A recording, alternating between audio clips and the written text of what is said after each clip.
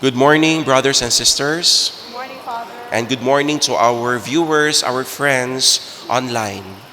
We thank the Lord for this Sunday, for giving us again a day to gather, a day to thank the Lord for His blessings. To be honest, when I was reading the readings, especially the Gospel, especially the themes of wag magdaya, wag pahirapan ang mga mahihirap,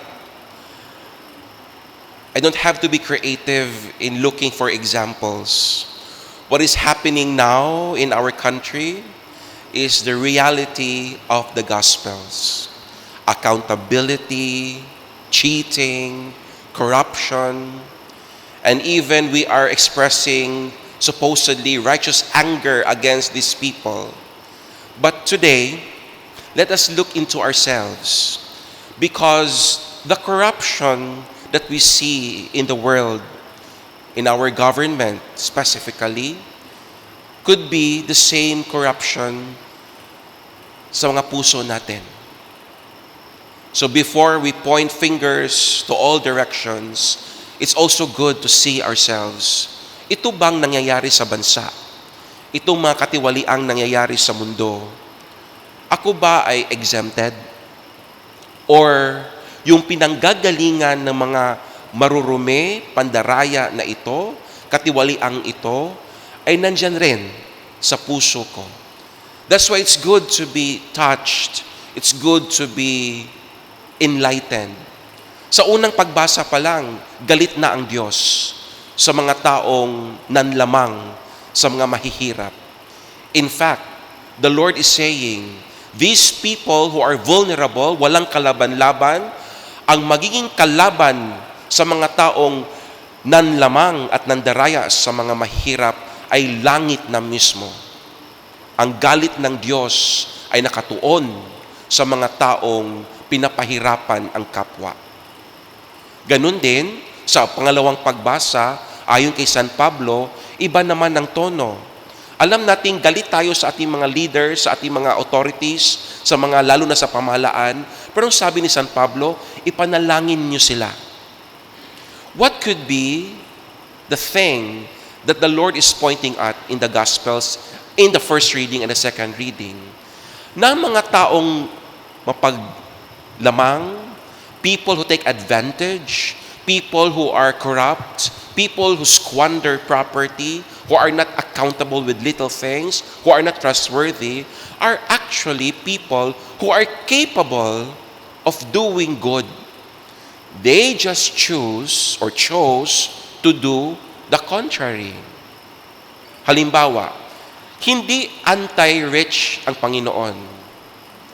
Kasi ang mga taong biniyayaan o pinagkalooban ng kayamanan ay may bukasyon na tumulong.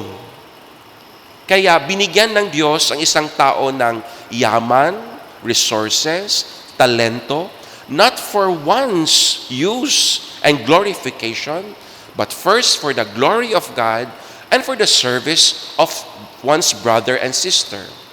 Kaya kung titingnan natin ating sarili, ano naman itong mga kayamanang ito? What are the things that stop us from loving God and loving our neighbor? And we will look honestly into ourselves, and we see there seating in our hearts the thing called pride. At ano ang mga tanda ng pride sa ating puso? Ito na yon, pagiging makasarili, pagiging self-centered, umiikot ang mundo para sa akin, at wala akong nakikita kundi ang aking sariling kapakanan. And every time we catch ourselves with these kinds of things inside our hearts, masasabi natin, ang mga gulo, ang mga katiwalian sa mundo ay salamin lamang sa mga nangyayari sa aking sarili. Every time we cheat, every time we are dishonest, every time we choose our own comfort, we are choosing to be away from people and also away from God. Naalala ko, nung mga nakaraang araw, grabe ang ulan. Pumunta kami sa isang food chain, sa isang restaurant. May nag-away sa labas kasi yung isa kinuha yung payong na hindi sa kanya. Pero magsisimba ito sa linggo. Ay wala akong payong, maraming payong sa labas, yung malapit sa guard, kinuha yung isa. Hindi naman sa kanya yon. Nakita ng may-ari, nag-away sila. See, hindi na tayo lalayo. Ang gulo sa ating pamahalaan, ang gulo sa ating simbahan, ang gulo sa ating mga buhay, ay nanggagaling na rin sa sarili nating kaguluhan. And this is the center of the gospel. Pero nagtataka tayo, bakit pinuri pa ni Jesus yung tusong katiwala? In fact, red flag na yon. Katiwala, tuso. In the same breath, in the same place. How can you trust someone who is a cheater? But Jesus did not praise the servant dahil siya ay nandaraya, nanlamang. Sabi nga dito, magkanong utang mo sa aking amo? 100, sulat mo 80. Bakit? Para kapag paalisin na ako sa trabahong ito, kaibigan tayo ha? Kasi I gave you, kinaltasan ko yung ano mo, so may pabor ka sa akin. That was the point that Jesus said, mas mabuti pa itong mga tusong ito, marunong sila makipagkapwa. Marunong sila kung anong prioridad nila. Marunong sila anong gagawin sa pamamagitan ng pagiging malikhain. To be creative in the ways of the world. But you, disciples, you are sleeping. You are sleeping on your grace. You are talking about loving God, and yet you are cheating in secret. So sabi ni Lord, mas mabuti pa itong mga talagang talamak sa katiwalian because they know the strategies of the world. Question, do we know the strategies of the kingdom of God? At ano yung strategies na ito? Do we share our resources? Do we share our intelligence? Do we share our talent in order to advance the interest of God? Very good example is the use of technology. Itong ating social media, itong ating technology, imagine, we can reach to all parts of the world. I am speaking here, but people in the world can listen and learn about Christ. That is one very beautiful example of using our gifts, our resources for the kingdom of God. Imagine if all the 1 billion Catholics in the world every day will post a quote from the Bible. We can convert the world. Pero anong pinupost natin araw-araw sa Facebook? Text tayo ng text, Facebook tayo ng Facebook, rant tayo ng rant, pakita sa ating mga bagong damit, bagong saan napunta, ng ating mga luxury cars.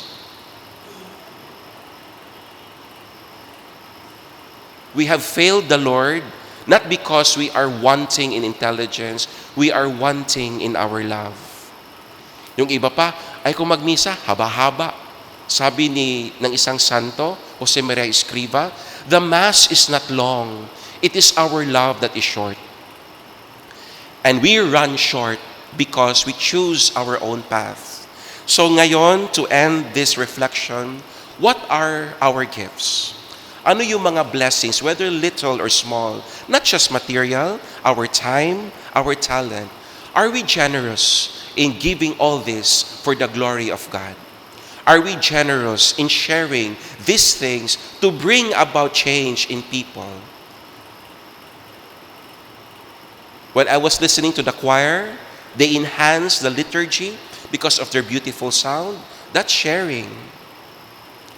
And I hope by sharing our voices, whether musical or vocal, our services, our coming here to read, not only be confined in this chapel, but even in our workplace, even in our homes, we bring about change because we allow the Lord to make us true, faithful servants. And if the same reasoning na ang kaguluhan sa mundo nanggagaling sa puso, ganun din, ang kabutihan na maaaring gawin sa mundo ay manggagaling rin sa ating puso if our hearts beat with the heart of Jesus. Amen.